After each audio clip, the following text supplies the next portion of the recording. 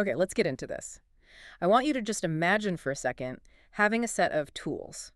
Tools so psychologically sharp that you could, reliably get people to agree with you. I don't mean through force, I mean through subtle, almost invisible influence.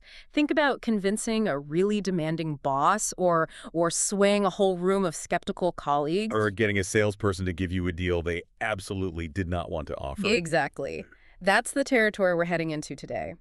Our source material is this deep and sometimes uncomfortable look into what researchers call the dark corner of human influence. This isn't about motivational speaking. This is about the real techniques that powerful people, we're talking politicians, CEOs, top negotiators, use every single day. They use them to manipulate decisions, right? Mhm. To get compliance without the other person even knowing they were just played. Completely played. That's right. And for this deep dive, we're sort of on a reconnaissance mission. Our goal is to pull out 5 specific, really potent psychological tricks that are detailed in these sources. And, the sources are heavy on the warnings here. They say these methods can fundamentally alter someone's thinking. So this is strictly for educational purposes. We want you to see them coming. To build up a defense. Exactly. Yeah. So we've organized these 5 tricks to show a kind of progression. We'll start with manipulating simple choices, then move into emotional and cognitive weaknesses, and we'll end with what the source material calls the ultimate power move, mastering silence. So let's jump right in. I love that framing, a reconnaissance mission. Okay, let's start with trick number 5. It's a brilliant foundation for control, and it's called the illusion of choice. I mean, if you think about why people instinctively push back on requests, it's because they feel like they're losing control, right? They don't like being told what to do. Nobody does. So the genius of this trick is that it completely sidesteps that. It removes the option to say no to the big thing you want, but it makes the other person feel like they're in the driver's seat. The classic example in the source is getting a friend to go out. Oh, this one's great. Yeah, you never ask the question that lets them say no, like, should we go out tonight? Because the answer could just be, nah, not feeling it. Exactly. Instead, you limit their world. You ask, hey, do you want to go to Pizza Hut or Domino's for dinner? And just like that, the real decision whether to go out at all is already made. It's off the table. The brain immediately jumps to the smaller choice. Pizza Hut or Domino's? Right. It satisfies that need we all have for autonomy, for control. Even if it's a totally manufactured choice, you get your yes to the main goal without ever really asking for it. And connecting this to the bigger picture, this is how powerful figures frame debates all the time. Politicians are masters at this. Oh, absolutely. They won't ask, should we fund this massive, controversial new project? No. They'll ask, should we fund this project using option A, which helps this group, or option B, which helps their other group? So the public starts arguing about A or B. And they completely forget to even consider option C, not doing the product at all. The outcome was decided before the debate even started. Wow. Okay, so you've locked them in with that first small yes. But how do you go from, getting them to go out for pizza to getting them to agree to something massive, a huge favor? Ah, that's the next step up the ladder. Exactly. Which brings us to trick number 4, the yes ladder technique. Asking for a huge favor out of the blue, it triggers alarm bells. It's too much, too fast. The yes ladder is all about getting a series of small, easy agreements first. You're building momentum. You're building momentum, and you're slowly changing their internal story about complying with you. And this one taps into a really powerful psychological force. It's our aversion to inconsistency. Psychologists call it cognitive dissonance. Right. Once you say yes to a small thing, your mind logs that. So when a slightly bigger related request comes along, saying no creates this uncomfortable clash with your past self. And it's easier to just say yes again to stay consistent. It's the path of least resistance. The source uses this fantastic corporate promotion example that shows just how it works. Okay, let's hear it. So you can't just walk into your boss's office and demand a promotion. Right? They'll just say no. There's no groundwork. You haven't earned it psychologically. You haven't earned the mental permission. Exactly. So you start small. Step 1 is tiny. Can I be part of the new client meeting? I just want to sit in, get the experience. That's an easy yes for a boss. Trivial. Then step 2, a little bigger. Since I have that experience now, can I take on a few extra responsibilities for this project? Another easy yes. I see where this is going. Then step 3 is about them investing in you. To handle these new tasks better, can the company send me to that leadership workshop? So now the boss has said yes 3 times. And each yes has shown you're committed and you're adding value. And that's the whole game. The boss has now invested their time and the company's money into you based on these small requests. So now you make the final move. The top of the ladder. The top of the Yeah. ladder. Sir, I've taken on the extra responsibilities. The clients are happy. I've used the skills from the workshop. Can I now formally apply for that promotion? At that point, because they've already validated you with 4 prior yeses, it becomes incredibly hard for them to say no without contradicting all their previous decisions. It's not a request anymore. It's the logical conclusion to a story they helped write. That's powerful. But it's still sort of based in logic. It is. So let's move into pure emotion. This brings us to trick number 3, the guilt trap. I mean, we all know people are emotional creatures, not always logical. This trick just goes straight for what the source calls the guilt button. It's a very direct approach. Very. The mechanism is simple, but wow, effective. Before you ask for what you want, you remind the person of a real, tangible favor you did for them in the past. You're calling in a debt. It's all about reciprocity. Exactly. You establish the debt, then you demand the payment. And that feeling of reciprocity, of needing to return a favor, is one of the most fundamental rules of human society. Breaking it feels wrong. Yeah. It feels socially dangerous. So the source gives the example of borrowing a car, which is a pretty big ask. A huge ask. If you just go, hey, can I borrow your car? The rejection rate is probably, what, 90%? At least. But the guilt trap completely reframes it. It does. You don't start with a request. You start Yeah. with a reminder. I've always had your back. Remember last month when I gave you that $200 when you were short? Well, now I need a small favor. Can I borrow the car this weekend? Oof.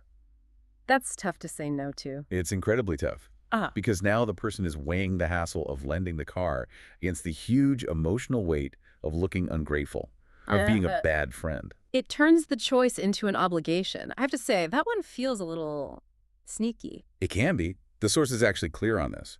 While it's super effective for a big one-off favor, if you use it all the time, you just destroy the relationship. It becomes transactional. So powerful people save it for when the stakes are really high. Exactly. For a critical vote or a major deal where the result matters more than the relationship in that moment. That makes sense. Okay, let's move to trick number 2, which is maybe the most unsettling. It attacks our memory. This is false memory planting. Yeah, this one is. This one is genuinely scary because it exploits a fundamental weakness. Which is? That human memory isn't a perfect recording. It's not a video camera. It's more like a Wikipedia page that you and other people can edit. Wow. And smart manipulators know this. If you can't change the facts, change the memory of the facts. Precisely. And the way you do it is through repetition. You tell someone a lie over and over with overwhelming confidence and detail until their mind accepts it. It gets written into their history. But isn't that just lying? What makes this different from a typical political lie? It's the execution. A simple lie is often vague. We improve the economy. False memory planting is specific, detailed, and relentless. It's designed to fill a gap in someone's knowledge. Okay, so give me the example from the source, the politician with a weak record. Right. So instead of just promising jobs in the future, the politician plants a memory of success in the past. In every rally, every interview, they say the exact same thing with the same details. When this city had 20% unemployment back in 2018, I personally fought and secured 5,000 manufacturing jobs. It's the specificity. The 5,000 jobs, the year 2018. That's what makes it feel real. When the average person hears that hammered home again and again with such confidence, their brain doesn't always fact check. It just accommodates it. It accommodates it. They start to think, I've heard that so many times, I guess I just don't remember that success, and they start believing it. They'll vote based on a past that never actually happened. The idea that our own past can be weaponized against us is chilling. Okay. We've hit choice, commitment, guilt, and memory. Now for the last one. The one the source claims is the most powerful of all. Trick number 1. The power of silence. And this one is so counterintuitive. It really is. The core idea is the less you speak, the more control you have. We're taught to think the person talking, the one making the argument, holds the power. But the real master, according to this, is the one who just listens and waits. Why is that? What does silence do to people? It creates a vacuum. And humans hate a vacuum in social situations. Prolonged silence makes us feel anxious, uncomfortable, insecure. We have this almost uncontrollable urge to fill it. And when we rush to fill it, We reveal too much, we give things away, we concede points we were planning to fight for just to make the awkwardness stop. the source gives 3 really specific tactical ways to use this. It does. The first is an interrogation. Mhm. So say you think a friend is lying to you. The amateur move is to accuse them, right? Did you do this? Which just makes them defensive. Instantly. The expert move is to just state, I know everything, and then go completely silent. Maintain eye contact. And just wait. And wait. The silence, plus that claim of knowledge, sends them into a panic. They start scrambling to explain, to minimize, and they end up telling you the whole truth just to break that awful tense silence. That is brilliant. Okay, what's the second application? For business. Right, for sales negotiation, we already said asking for a discount is a bad move. So what's the power move? You don't ask. You state your desired outcome as if it's a fact, and then you shut up. You say, a 30% discount will be available for this, right?